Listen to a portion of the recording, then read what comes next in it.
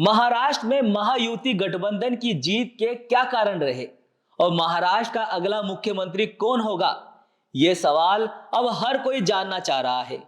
ये दोनों मुद्दे महाराष्ट्र की राजनीति में काफी दिलचस्प मोड़ ले रहे हैं, इसलिए आज हम इन दोनों पर पूरी जानकारी देंगे। तो चलिए शुरू करते हैं। महायुति की जीत के कारणों की बात करें तो महाराष्ट्र में हाल ही में हुए विधानसभा चुनाव में महायुति ने जबरदस्त प्रदर्शन किया है और बहुमत से सरकार बनाने में सफलता पाई है। महायुति का गठबंधन, जिसमें बीजेपी, एकनाथ शिंदे वाली शिवसेना और अन्य छोटे दलों के गठबंधन से हुआ था। इस गठबंधन की जीत के पीछे कई कारण थे, जिन पर अब हम विस्तार से चर्चा करेंगे। बीजेपी और संघ की मजबूत रणनीति। महायुति की जीत के सबसे बड़े कारणों में से एक बीजेपी के चुनावी रणनीति और संघ का मजबूत समर्थन था। बीजेपी ने राज्य भर में चुनाव प्रचार में अपनी पूरी ताकत झोंकी थी। प्रधानमंत्री नरेंद्र मोदी और गृह मंत्री अमित शाह ने राज्य भर में कई रैलियां की और अपनी सरकार की उपलब्धियों का प्रचार किया। बीजेपी ने इस बार अपनी नीतियों और योजनाओं को जनता तक पहुंचाने के लिए हर संभव प्रयास किया। इसके अलावा बीजेपी ने अपनी पार्टी कार्यकर्ताओं को भी हर विधानसभा क्षेत्र में सक्रिय कर दिया। बीजेपी का मजबूत चुनावी नेटवर्क और जमीनी स्तर पर काम करने की क्षमता ने उन्हें महाराष्ट्र में महायुति की जीत दिलाई। विरोधी दलों में बिखराव और असहमति। महाराष्ट्र के चुनाव में एक महत्वपूर्ण कारण था कांग्रेस और शिवसेना के अंदर चल रही असहमति। शिवसेना की उद्धव ठाकरे गुट और शिंदे गुट के बीच तो मतभेद था ही, जिसके कारण शिवसेना के लिए चुनाव प्रचार में एकजुटता की कमी रही। साथ ही कांग्रेस का प्रदर्शन भी अपेक्षाकृत कमजोर रहा। कांग्रेस और एनसीपी के बीच गठबंधन में लगातार दबाव और असमंजस्य था, जिससे उनके समर्थन में कमी आई। बीजेपी ने इस बिखराव का भरपूर फायदा उठाया और महायुति के पक्ष में वोटों को गोलबंद किया। हिंदुत्व का प्रभाव और बीजेपी का एजेंडा। बीजेपी ने चुनाव प्रचार में अपने हिंदुत्व एजेंडे को प्रमुखता से पेश किया। राम मंदिर, गोवर्धन पूजा और अन्य धार्मिक मुद्दों को बीजेपी ने इस चुनाव में प्रमुखता से उठाया। बीजेपी के इस हिंदुत्व एजेंडे ने उनके पक्ष में बड़ी संख्या में हिंदू वोटरों को आकर्षित किया, जो उनकी चुनावी जीत में सहायक साबित हुए। इसके अलावा बीजेपी ने किसान, महिला और युवा मुद्दों पर भी अपनी योजनाओं का प्रचार किया, जिनका असर चुनाव परिणामों पर साफ देखा गया। सरकारी योजनाओं का लाभ। महायुति की जीत में सरकार की जन कल्याणकारी योजनाओं का भी महत्वपूर्ण योगदान था। बीजेपी ने राज्य सरकार की तरफ से कई योजनाएं लागू की थी, जिनमें किसानों के लिए ऋण माफी, महिलाओं के लिए सुरक्षा योजना और बेरोजगारों के समाधान के लिए रोजगार योजनाएं शामिल थी।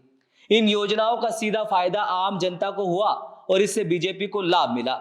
सरकार की योजनाओं ने लोगों में विश्वास पैदा किया और वोट बैंक को मजबूत किया। जातीय समीकरण और क्षेत्रीय प्रभाव। महाराष्ट्र में जातीय समीकरण और क्षेत्रीय मुद्दे भी चुनाव परिणामों पर प्रभाव डालते हैं। महायुति ने कई जातियों और क्षेत्रों में अपने प्रभाव का इस्तेमाल किया और विभिन्न जातीय समूहों को अपने पक्ष में किया। बीजेपी और शिंदे गुट ने अपनी राजनीतिक समझ के तहत इन समीकरणों को सही तरीके से संभाला और जन समर्थन प्राप्त किया।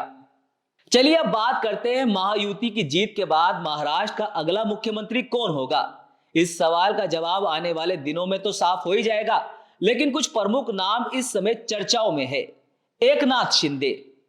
महाराष्ट्र में अभी तक मुख्यमंत्री एकनाथ शिंदे थे, जो शिवसेना के बागी नेता है। शिंदे ने उद्धव ठाकरे के खिलाफ विद्रोह किया था और बीजेपी के साथ गठबंधन करके सरकार बनाई थी। शिंदे के पास महाराष्ट्र में एक मजबूत समर्थक वर्ग है और उन्हें बीजेपी का पूरा समर्थन भी प्राप्त है। शिंदे के समर्थक मानते हैं कि अगर महायुति की सरकार बनती है तो शिंदे को मुख्यमंत्री बनाया जाएगा, क्योंकि उन्होंने शिवसेना का नेतृत्व किया है और बीजेपी से गठबंधन किया है। दूसरा नाम है देवेंद्र फडणवीस। बीजेपी के वरिष्ठ नेता देवेंद्र फडणवीस को भी मुख्यमंत्री पद का एक प्रमुख दावेदार माना जा रहा है। फडणवीस ने पहले भी महाराष्ट्र के मुख्यमंत्री के तौर पर कार्य किया था और उनकी कार्यशैली को काफी सराहा गया था। फडणवीस का प्रशासनिक अनुभव, उनके नेतृत्व की क्षमता और बीजेपी के अंदर उनका मजबूत आधार उन्हें इस पद के लिए एक मजबूत उम्मीदवार बनाता है। फडणवीस का नाम चर्चाओं में इसलिए भी है क्योंकि बीजेपी ने उन्हें पहले भी सीएम पद पर बैठाया था और अब भी उनका नाम मुख्यमंत्री के तौर पर उभर कर सामने आ रहा है।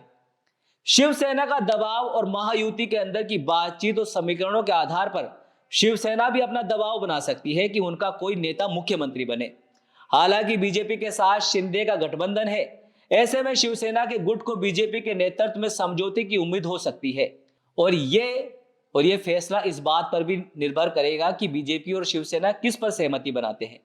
तो दोस्तों, महायुति की जीत के कारण और महाराष्ट्र के अगले मुख्यमंत्री को लेकर जो भी कयास लगाए जा रहे हैं, वो महाराष्ट्र की राजनीति में अगले कुछ दिनों में स्पष्ट होंगे। यह स्थिति अभी भी अनिश्चित है और हर दिन कुछ नया हो सकता है।